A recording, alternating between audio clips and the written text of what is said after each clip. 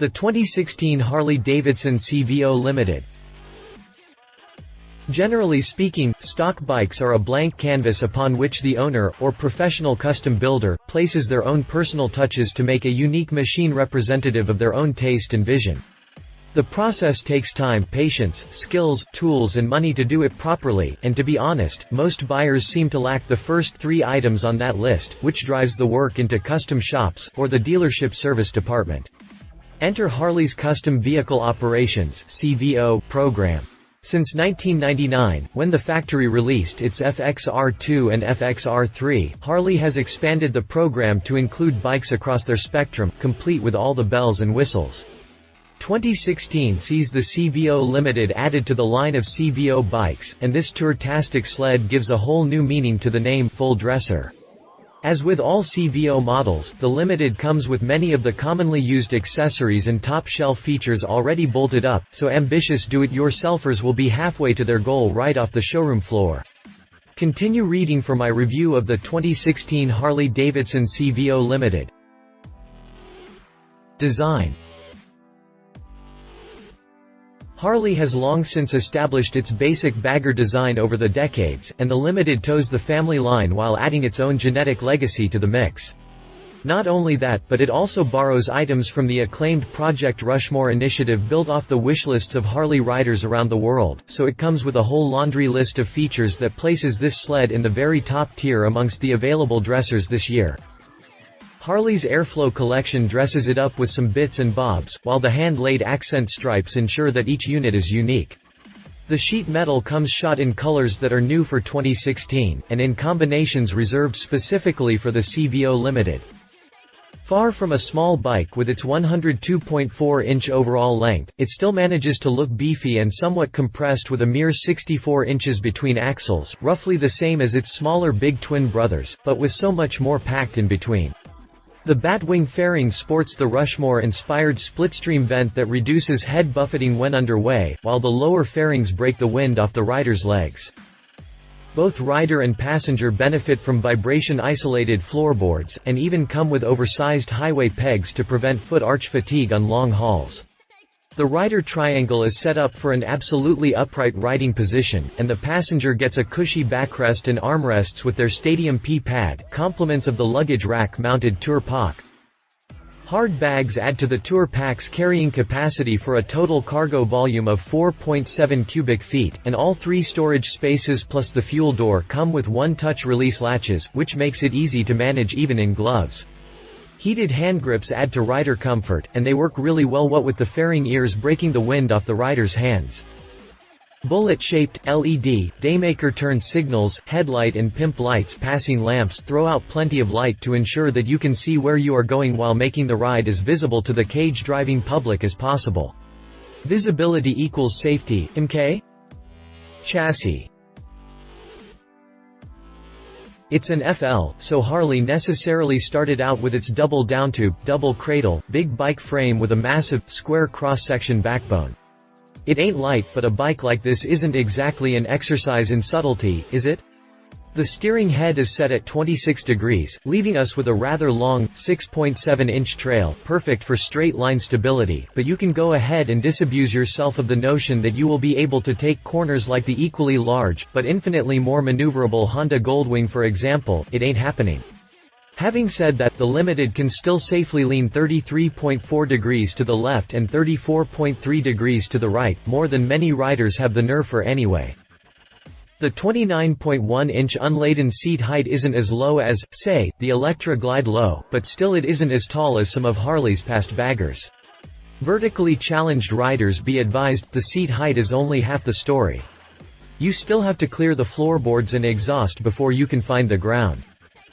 Chrome fork shrouds conceal and protect the 49mm fork tube, and the fork sliders carry the chrome the rest of the way down. While the front suspension is non-adjustable, the air shocks in back provide nearly infinite preload adjustment and ride control via a zero-loss air pump. Harley calls the rear shocks full travel. Not sure what they mean by that, but 3 inches of wheel travel doesn't qualify as full, in my book. Not even close. The hoops measure out at 17 inches up front, 16 inches in back, and they come mounted on Harley's mirror chrome slicer rims. At 940 pounds wet, and well over half a ton with rider, this is one heavy ride, and needs a lot of brakes to manage the energy.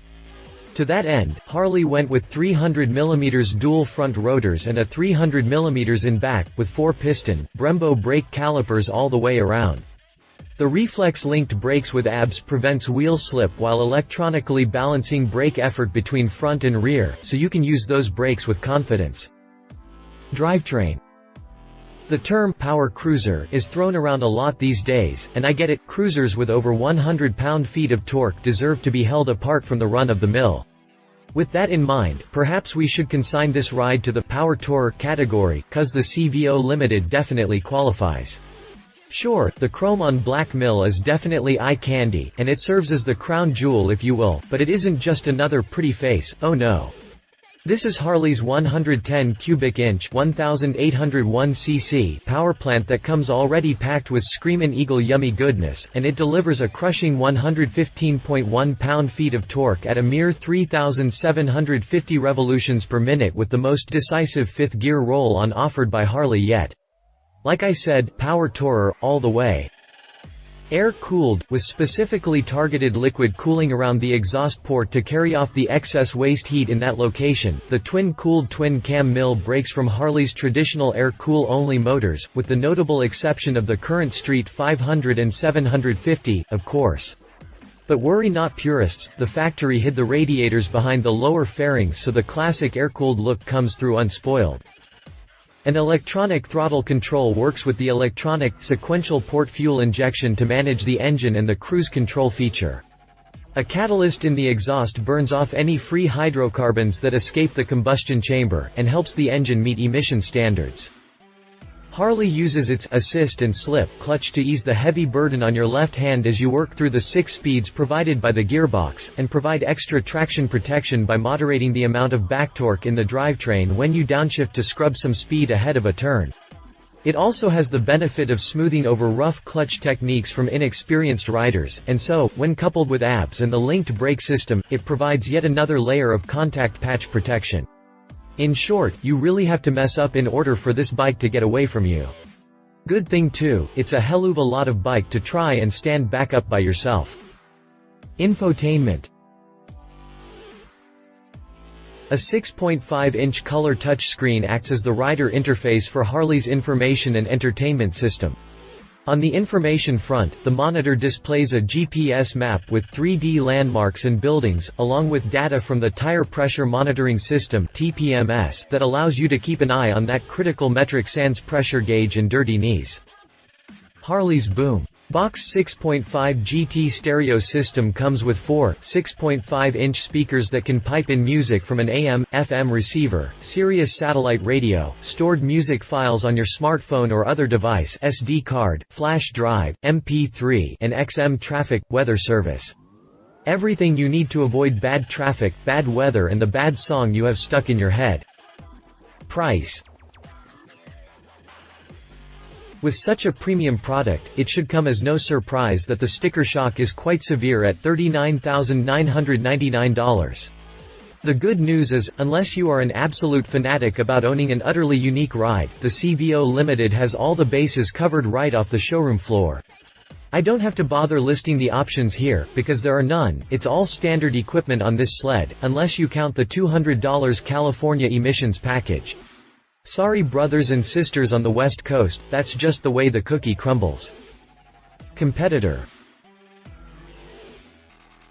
With only a handful of comparable bikes in the world, I decided to go for the jugular with the GL1800 Gold Wing from Honda. Visually, they are as chalk to cheese. Harley carries a more open look that uses the engine as part of the overall panache, while Honda runs with its typical plastic body panels that completely enclose the running gear for a clean, fared-off look. Both bikes are massive. Weight, wheelbase, seat height and length are too close to bother with putting the metrics in here, but there is one crucial difference when we look to the steering geometry. I mentioned before how maneuverable the Gold Thing can be in the corners and switchbacks, and the short, 4.3-inch trail is where this surgical precision comes from. I have seen experienced GW riders take corners harder than I would on a proper, sport bike, so don't be fooled by the size and weight, this is one nimble ride all things considered. The trade-off comes on the long and straight where Harley's 6.7-inch trail makes it track like it's on rails, which makes for really relaxed cruising, touring, but a bit of a wrestling match on twistier roads, while Honda's short trail will contribute to rider fatigue on long trips. Pick your poison, because these bikes are at the extreme opposites of the spectrum, and ne'er the twain shall meet.